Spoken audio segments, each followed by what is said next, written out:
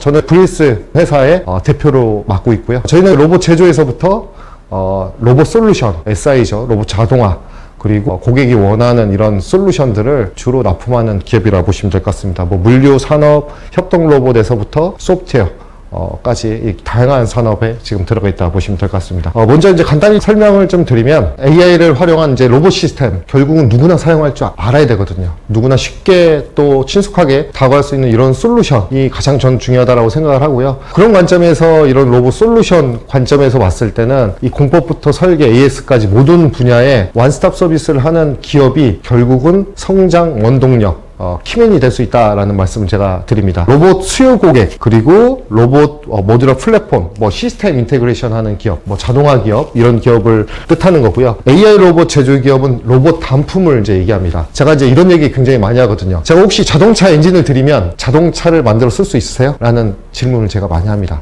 이게 자동차를 만들 수가 없죠. 근데 우리나라의 로봇 산업 생태계는 대부분 여기에 포커싱이 돼요. 그 얘기는 로봇 자동화보다는 유가 시장 또는 뭐 코스피 시장, 코스닥 시장에서는, 증권, 주식 시장에서는 로봇 AI에 굉장히 관심이 많고, 그리고 묻지마 투자를 굉장히 많이 합니다. 근데 핵심은 뭐냐면요, 로봇 제조 하드웨어를 직접적으로 사는 고객이 있을까요? 라는 질문을 한번 제가 던지면 대답하시는 분이 없어요. 결론적으로 얘기하면 이 수요 고객, 뭐 현대자동차가 될 수도 있고 SK가 될 수도 있고 중소기업이 될 수도 있고 중견기업이 될 수 있는데, 이런 고객들은 이런 로봇 단품을 사지 않습니다. 또는 AI 소프트웨어만 사지 않아요. 내가 그걸 받았다 하더라도 내가 이거를 응용할 수가 없거든요. 우리 전문 인력도 없고 내가 SI 하는 업을 하지 않는 이상은 사실 쉽지 않아요. 그렇기 때문에 중간에 이런 SI성 로봇 자동화라든지 AI를 실제 제조 현장에 넣을 수 있는, 적용할 수 있는 이런 기업들이 사실 많아야 되는데, 실제로 이제 통계 자료를 보면 우리나라의 로봇 솔루션 기업들이 한 2만 개 정도가, 그 중에서 실제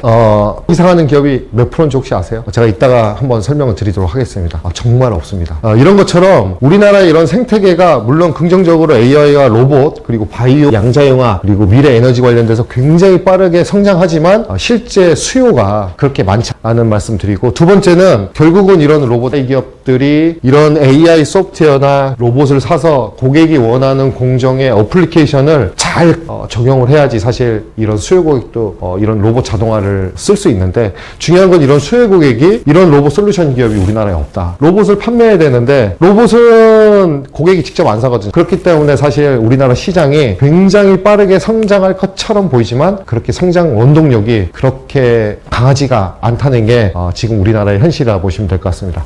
먼저 이제 그 비즈니스 개요에 대해서 좀 설명을 드릴 거고요. 그리고 핵심 역량, 또 성장 전략, 우리가 어떻게 하면 이제 성장을 할 수 있는지, 그리고 회사 소개와 모듈러 플랫폼이 뭔지, 그리고 사업 모델과 구축 사례에 대해서 좀 설명을 드리도록 하겠습니다. 먼저 이제 로봇 시장에 대해서 좀 간단히 설명드리면, 글로벌 로봇 시장의 이제 성장, 글로벌이 얼마큼 평균 성장률이 가고 있고 실제 우리나라가 그거를 뒷받침하게 따라갈 수 있는 그런 여력이 있는지 좀 설명을 드릴 거고요. 그리고 AI 로봇 이런 생태계에서 어떻게 이제 확장 전략을 가지고 있는지, 그리고 이 AI 로봇 생태계에 어떤 문제점이 있고, 그리고 과연 어떤 서비스가 정말 나중에 살아남는 서비스인지, 그리고 왜 로봇이 필요한지에 대해서 좀 설명을 좀 드리도록 할게요. 글로벌 마켓, 그 로봇 마켓 트렌드에 관련돼서 평균 성장률이 약 한 17 정도 됩니다. 이거는 이제 공식적인 이제 수치고요. 실제로 이제 테크나비온 성장률을 거의 30% 이상을 보고 있습니다. 옛날에는 이제 로봇 시장이라 그러는데 지금은 로봇 AI 시장이라고 하죠. 로봇만 보더라도 17% 이상 이렇게 성장을 하고 있고요. 사실 이제 CES 얼마 전에 이제 했었죠. 2026에 피지컬 AI가 키워드가 굉장히 강하게 이제 급상이 됐습니다. 이 피지컬 AI 기술을 갖고 이런 온디바이스 AI 기술 로봇이 이제 주목을 하게 됐죠. 피지컬 AI와 온디바이스는 전혀 다른 분야인데, 이 피지컬 AI라는 게 뭐냐, 로봇이 이렇게 움직이면 그 좌표, 그리고 로봇의 뭐 비전도 있고, 그리고 센서들도 있을 거잖아요. 그런 데이터를 이제 피지컬 AI로 분석을 합니다. 그래서 로봇이 어떻게 가야 될지, 어떤 방향으로 갈지 최적의 성능을 구현하는 거고요. 이 피지컬 AI는 데이터를 로봇이 받으면 그 로봇을 클라우드망, 큰 AI 서버로 보내집니다. 그래서 그 서버에서 학습된 데이터를 가지고 로봇이 그 명령대로 움직이는 게 이제 피지컬 AI라고 보면 됐고요. 온디바이스는 뭐냐면, 우리나라 휴머노이드는 대부분 클라우드망이야. 그러니까 우리 네트워크망이라고 보시면 될 것 같습니다. 로봇의 두뇌가 없어요. 로봇은 하드웨어 움직이는 CPU가 있지만 내가 학습하고 추론하는 우리가 스몰 VLA라고 하거든요. 비주얼 랭귀지, 모델, 비주얼 랭귀지, 액션이라고 하는데 이런 추론하고 학습하고 하는 모델을 로봇 자체로 탑재할 수 없는 이유가 가장 큰 이유 중에 하나가 전력이 어마어마해요. H200이라는 이제 GPU가 있는데 이 GPU 한 장이 8서버가 하나가 됩니다. 그래서 이 8장 서버 하나를 기준으로 보면 이만한 서버거든요. 한 전기요금이 한 700만 원, 800만 원 정도가 납니다. 이게 하나의 서버가 이제 LLM 우리 학습하는 그 서버거든요.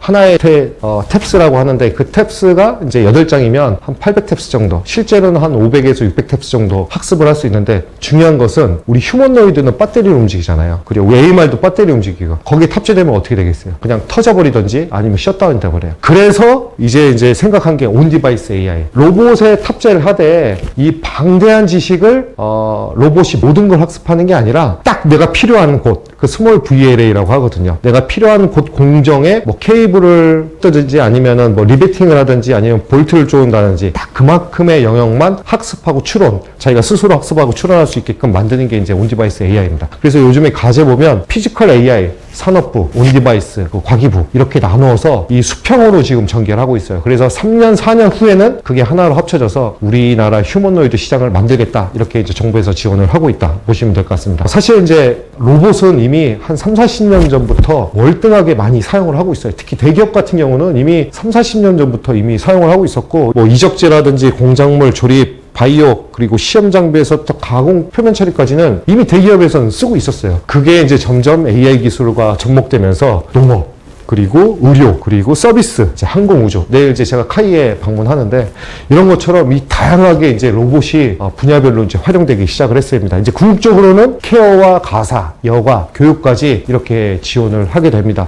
며칠 전에 딥로보틱스라고 중국의 로보틱스 회사인데 여기에서 남자와 여자 마네킹처럼 실제 휴머노이드를 만들었어요. 그리고 사람하고 양방향 통신해서 대답도 하고 답변도 하고 그리고 감정도 표현합니다. 테슬라가 만든 이제 휴머노이드 또는 유니트리 중국 업체, 이런 업체들이 이제 홈 비서라든지 청소, 가전, 심부름은 당연한 결과라고 보시면 될 것 같습니다. 그러나 실제 산업 현장에는 들어간 적이 없어요. 다만 실제 양산 라인에서는 그 가격 대비, 그 속도 대비, 그 정밀도 대비는 아직도 사람이 못 따라간다. 다만 미래의 추이는 이런 데이터를 가지고 휴머노이드가 점점 고도화될 수 있다. 아까 제가 이제 시작하기 전에 과거의 10년보다 미래의 8개월이 더 빠르게 지나간다라고 제가 말씀드린 것처럼 이렇게 빠르게 이제 시장이 변화하고 있습니다. 그래서 제조 산업에서 이제 사용되던 이런 로봇들이 이제는 이제 AI 기술을 통해서 서비스 영역까지 지금 넘어가고 또 인간을 케어하는 이런 영역까지 지금 가고 있다라고 보시면 될 것 같습니다.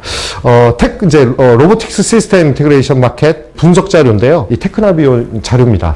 AI 로봇 시장이 약 한 22% 정도 지금 평균 성장을 하고 있고요. SI 시장이 시스템 인테그레이션 하는 시장, 라스, 리스나 렌탈, 그리고 UAT, 우리 손목 시장도 굉장히 빠르게 증가를 하고 있습니다. 그러면 이제 우리나라는 지금 성장률이 몇 프로냐? 아까 제가 답변을 1.4에서 5%밖에 안 됩니다. 실제 해외는 이렇게 빠르게 성장을 하고 있는데 우리나라는 아직도 이렇게 성장이 1.4, 그러니까 1.5%도 대부분 대기업이 이렇게 사용하는 로봇이라 보시면 될 것 같습니다. 그래서 우리나라는 양면의 그 생태계가 존재하는데요. 전 세계 기준으로 해서 1만 명당 로봇을 몇 대 쓰냐? 그러니까 우리나라가 1030대 정도 씁니다. 1만 명당. 그러면 나누기라면 1000 나누기 1만 명 하면 결국 10명당 1명이 우리가 로봇화 되고 있다라고 보시면 될 것 같아요. 그렇게 빠르게 성장하는데도 불구하고 실제 로봇 도입률은 1.4에서 1.5%밖에 안 되고 있다. 그게 현실과 그리고 지금 언론에 나오는 그런 피지컬 AI 로봇 과는 좀 괴리감이 있다라는 말씀 드리고, 실제 이렇게 나왔는데 제가 아까 서두에 제조 로봇과 솔루션과 고객사를 빗대서 한번 말씀드린 적이 있어요. 어쨌든 이런 AI 로봇, 그 다음에 라스, 그리고 EOAT, 그리퍼 시장이 돈으로 환산하면 어느 시장에 몰리냐? 이 SI 시장이에요. 결국은 요게 꼭지가 이제 사실 SI 시장이죠. 그러면 돈을 어디서 벌어야 돼요? 자, 로봇 한 대 팔면 2천만 원이에요. 그래서 500만 원이 남아요. 근데 로봇 솔루션으로 하면 1억 팔아서 2천만 원이 남아요. 그러면 여러분들 SI 시장으로 가야 돼요? 아니면 아니면 로봇 제조를 해야 돼요. 이런 관점에서 사실 브리스는 SI 시장을 공략했고, 왜냐면 고객이 원하는 게 엔진이 아니라 자동차거든요. 내가 타고 다니는 자동차, 마티즈든 제너시스든 BMW든 내가 원하는 성능의 자동차를 나는 사고 싶은 건데 엔진만 갖다 주고 나보고 자동차를 만들어 쓰라라고 하면 만들 수 없는 거죠. 이런 것처럼 저희는 딱 고객 옆에 꼭지에서 고객이 원하는 솔루션을 제공을 하되, 문제는 원재료예요. 우리가 다 돈 주고 사면 사실 우리가 남는 게 없거든요. 가격이 비싸지고. 그래서 사실 내재화가 필요하다. 대부분 요즘은 시장이 어떤 시장이냐면, 로봇 시장이 대부분 다 외주화예요. 소프트웨어도 외주, 하드웨어도 외주, 로봇 조립도 외주, 그리고 뭐 도비 써가지고 현장에 설치하던가,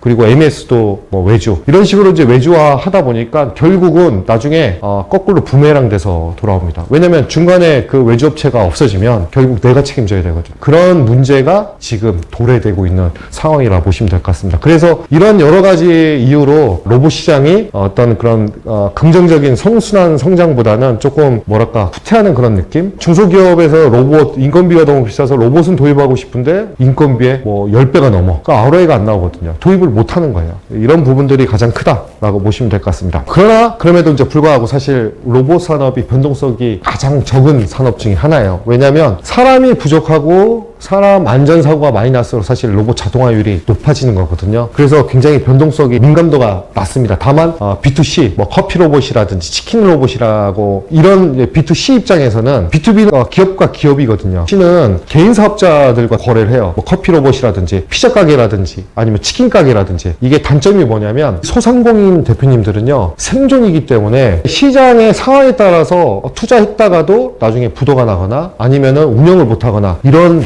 민감한 경기 상황에 굉장히 민감하게 반응을 하고 있습니다. 그럼에도 불구하고 빠르게 B2C 시장도 성장을 하고 있다라고 보시면 될 것 같고, 어쨌든 이제 B2B 입장에서는 자동화 수단으로 사용을 하고 있기 때문에 사실 많은 수요들이 있습니다. 처음에는 자동차 쪽에 굉장히 많이 로봇 자동화들이 들어갔습니다. 그러나 지금은 뭐 식품, 의료, 환경, 그리고 바이오, 전자에서부터 다양하게 이렇게 로봇 수요가 있기 때문에 우리나라 SI 기업 대비 로봇 수요, 그리고 SI 기업에서도 괜찮은 SI 기업들은 돈을 많이 버는 반면 로봇 제조 기업도 마찬가지지만 어중이 떠중이 로봇 솔루션 기업들은 사실 돈 못 버는 건 똑같거든요.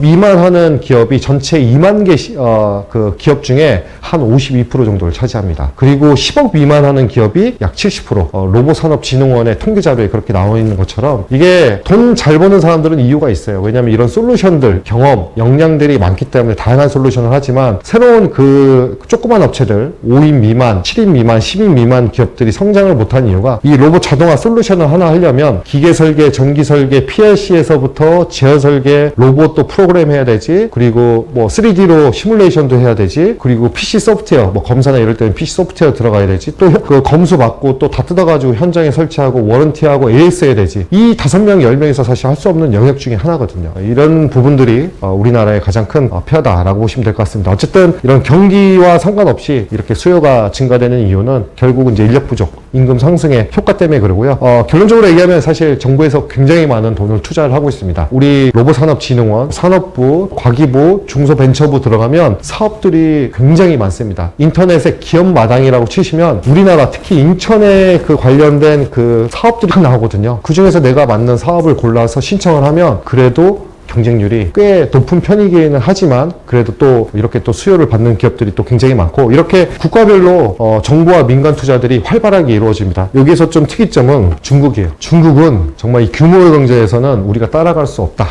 특히 이 하드웨어하고 이 소프트웨어 입장에서도 사실 따라갈 수 없는 게 자체 AI 모델도 있고 하드웨어도 우리나라보다 훨씬 쌉니다. 여기는 최저임금이 없습니다. 그렇기 때문에 어떤 데는 월 40, 어떤 데는 50, 60, 물론 우리 같은 이제 엔지니어 같은 경우는 뭐 우리나라보다 훨씬 더 인건비가 높지만 대부분 생산직이나 이 소재 부품들이 굉장히 싸기 때문에 사실 대부분 얼마 전에 로보컵 했죠. 엊그저께 이제 끝났는데 로보컵에 나온 로봇으로도 다 중국산이에요. 왜냐하면 이 SCM 관점에서 공급망 관점에서 중소기업도 마찬가지고 저도 마찬가지지만 저한테 명품은 싸고 품질 좋고 좋은 제품이야. 이게 중국산이냐 일본산이냐 나한테는 사실 중요하지 않거든요. 근데 정부에서는 국산으로 만들어라, 국산으로 써라, 국산으로 이 공급망을 만들어라고 하는데 어떤 바보가 10,000원짜리로 살 수 있는 거를 10만원에 살 수 있을까요? 왜냐면 결국 그게 소비자한테 저는 간다라고 생각을 합니다. 어쨌든 우리가 중국산 대신 우리 자체 우리나라에서 만든 이 부품을 가지고 이제 수급을 하려면 결국 이런 공급망 먼저 우리가 생태계를 만들어야지 완성체 제조 로봇이 쓸 수 있다. 저희도 반 이상이 사실 수입품이에요. 일본, 대만, 중국, 그리고 미국, 독일 이렇게 다양한 부품들을 수입하는 이유가 없어요. 여기 엔지니어로 성장하신 분들도 있겠지만 PLC 같은 경우 대부분 지멘스죠. 미쓰비시, 알렌브래들리, 옴론 이런 거 쓰거든요. LS는 거의 안 써요. 요즘은 이제 좀 많이 쓰기도 하는데 그리고 안에 그 스위치 보면 리탈렉이라든지 PC도 어드벤텍 우리나라 거 안 쓰거든요. 이런 것처럼 이 공급망 자체가 이미 해외로 연결돼 있어서 이제는 이제 이런 공급망, 글로벌 공급망으로 좀 확대해서 가격은 줄이고 우리 중소, 중견 기업들이 그 수혜를 좀 볼 수 있으면 좋겠다라는 좀 생각을 하고 있습니다. 이렇게 다양하게 이렇게 투자를 하고 있고 특히 중국 같은 경우는 50% 이상씩 투자를 해요. 전체 그래서 스타트업이 600명 팀 로보틱스도 생긴 지 얼마 안 됐거든요. 지금 인원이 600명이에요. 건물이 삐까번쩍합니다. 그러니까 정부에서 이렇게 많은 돈을 지원을 해주고 또 기술 개발할 수 있게끔 적극적으로 대기업에 의무적으로 사게끔 이렇게 만들어주니까 결국은 이 공급망이 형성이 됩니다. 우리나라 같은 경우는 이런 국제과제들은 많이 나오는데 실제 정부에서 국산거 몇 프로 써 이렇게 하지는 않거든요. 중국은 또 해당 사항이 없지만 우리는 다른 기업들과 다른 나라와 관세 관련된 또 덤핑 관련된 이런 조약이 있기 때문에 함부로 그렇게 하지 못한다라고 합니다. 그래서 미국 같은 경우는 주로 민간 투자를 많이 하고요. 중국 같은 경우는 정부에서 적극적으로 이제 투자를 하고 있습니다. 그러면 우리나라 같은 경우는 민간에서도 미지근하고 또 정부에서는 국가과제를 많이 하지만 실제 국가과제를 하기 위해서는 굉장히 많은 서류가 그리고 또 회사의 기업 재무제표도 보거든요. 부채율도 보고. 이러니까 또 그들만의 리그가 될 수 있다. 그리고 그 부채에서 나오는 그런 국제 과제들이 결국은 기관들로 떨어지고 기관에서 또 연구원들로 떨어지고 결국 또 지역으로 떨어지면 결국은 사실 우리가 받아가는 거는 또 빵 부스러기